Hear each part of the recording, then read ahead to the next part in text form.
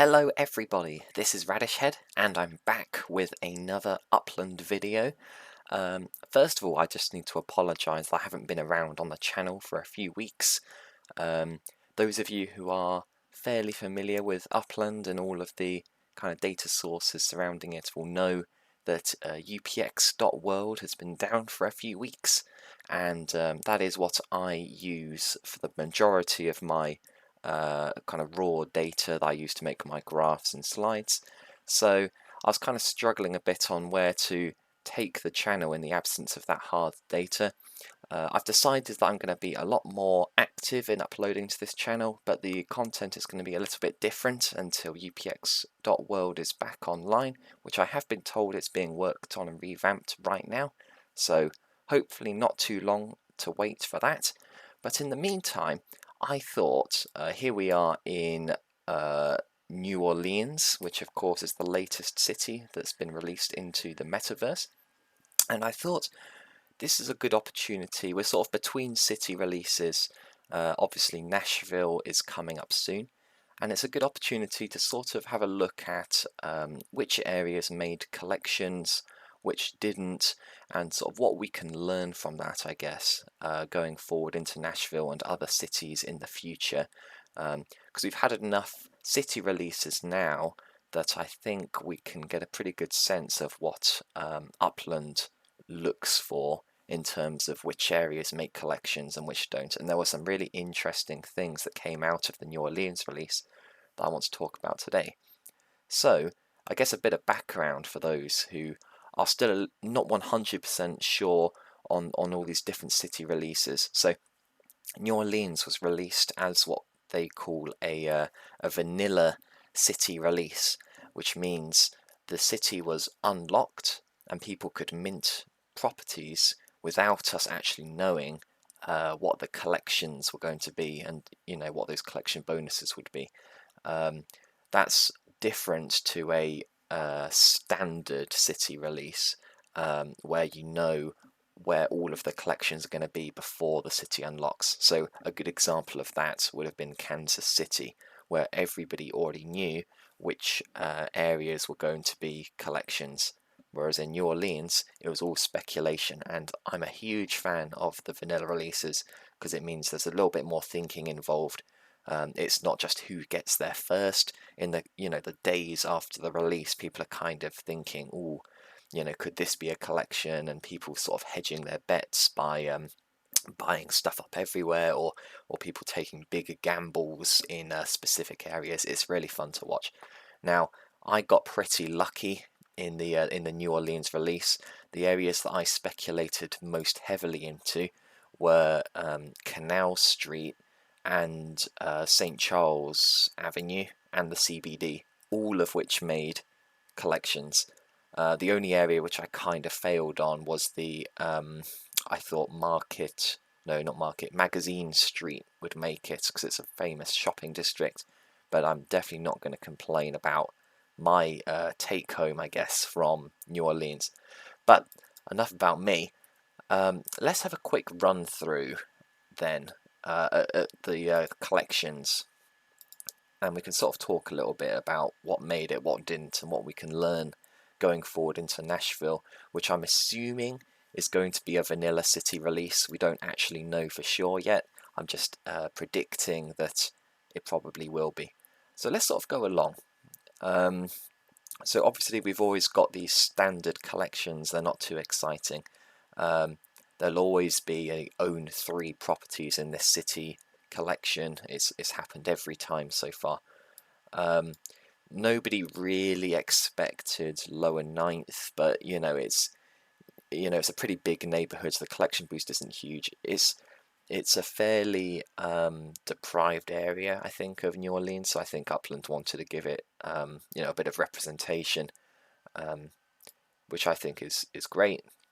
Again, mid-city, wasn't super expected, but people don't really speculate on these standard collections anyway, so no huge issue there. French Quarter, obviously probably the most iconic area of New Orleans, and there was a lot of debate. People pretty much assumed that it was going to be a collection of some kind, because French Quarter, like everybody knows it, it's got international recognition. It's where the Mardi Gras festival happens. Lots of fantastic architecture. And there are a lot of properties there, because the properties are quite small. So there was over 3,000, maybe 4,000 properties there. So it was probably realistically always going to be a limited collection, but I thought there was a chance that they could make it a an orange exclusive collection, but you'd have to have 4 or 5 of them instead of 3 purples. So that kind of confirms to me, I guess, that it's Upland have never said this for sure, but the value of the collections, so whether a neighbourhood is going to be a purple, orange, red for rare collection, is absolutely based on some threshold in terms of the number of properties in an area. So people are saying there's no way that French Quarter could be anything higher than limited because of the number of properties there. I thought Upland might make an exception because it's such an iconic area, and they didn't.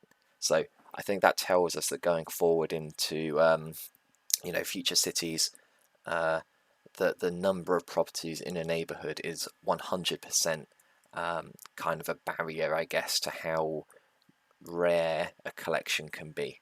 So that's something which I thought was quite interesting. Lakeshore Lake Vista was an interesting collection, and that one wasn't sold out actually by the time that the collections were revealed. There was some speculation there. I thought there was a decent chance, but I didn't actually buy anything there prior to the reveal. I think it's just a nice part of the city, and Upland just picked it for that reason. Like it's got some nice buildings there. It's pretty affluent. That's the only reason I think that it was picked. So that's another thing which I've noticed across the different city releases, that generally the collections align pretty well with kind of the property values in each part of the city. And Upland have actually said that's not how they pick their collections, but it seems pretty substantial to me, the correlation between property values in a part of the city and the chance that it's going to make a collection. So yeah, going into future city releases, I'd sort of load up a map of property values per neighborhood, and use that to sort of influence where you're speculating. I'll definitely be doing that in Nashville. Right, let's load up this collections thing again, and we're sort of entering now. We've gone past the purples and we're into the exclusives. There was a lot of exclusives in this, and it was quite interesting. So we had St. Charles Avenue, again, very famous city in New Orleans. There was a lot of speculation on the Discord that was probably going to make it as a collection. The CBD. Now, the Central Business District, of course, is very valuable real estate. The properties there are actually really large. So even though it was quite a big area geographically, it made exclusive because there weren't that many properties in there, but the ones that were quite valuable or quite big. So that was interesting, and I think on the topic of the CBD, that pretty much confirms that the sort of downtown area is like always going to make it as a collection, like 99% of the time. It certainly has been 100% of the time so far. Every single city has had the sort of downtown business area make it as a collection, and I think it makes sense. That's not to say that will be the case for every city in the future, but it's a pretty safe speculation, I think. Royal Street, I didn't get that. There was quite a few of these streets that went through the French Quarter, Royal Street being one of them. that were just famous streets. There was loads of them, and it just so happens that Royal Street made it. I don't know if there was a reason that one was picked over. If you sort of zoom into French Quarter, there was a few. There was a few which equally could have made it.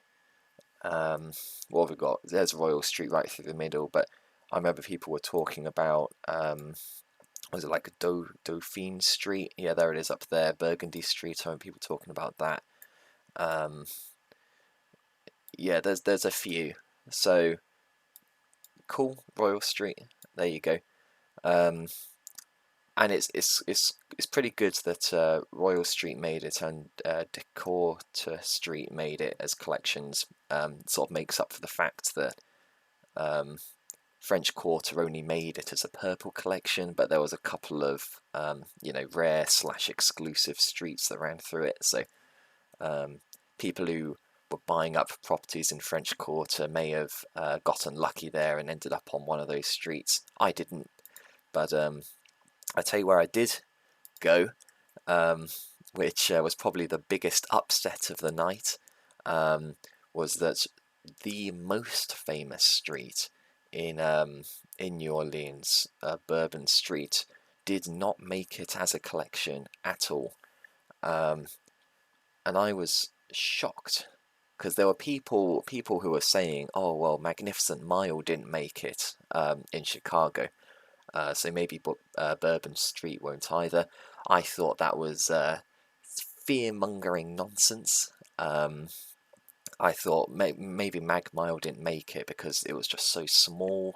There was only like 10 properties on it, whereas Bourbon Street, like look at it, it's got lots of properties on it. Everybody knows it. The architecture is iconic, and people were paying insane markups for their properties on that street. So unfortunate for those who did buy on the second hand market and lost big.